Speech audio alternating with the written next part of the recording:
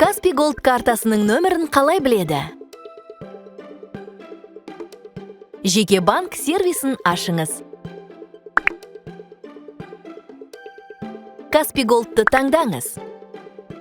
Ақпарат қосымша бетіне, содан кейін карта мен шоттың реквизиттеріне өтіңіз. Карта қосымша бетінде ақша аудару немесе интернеттен сатып алу үшін реквизиттерді көре аласыз.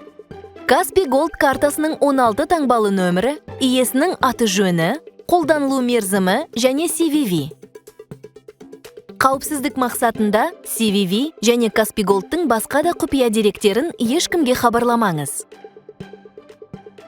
Шот қосымша бетінде мыналар көрсетілген. Банктың атауы және БСК. Карта шотының нөмірі. IBAN, тегіңіз, атыңыз, әкеңіздің аты және ЖСН. Реквизиттерді көшіруге, сондай-ақ смартфоныңызда орнатылған мессенджер немесе электрондық пошта арқылы жіберуге болады.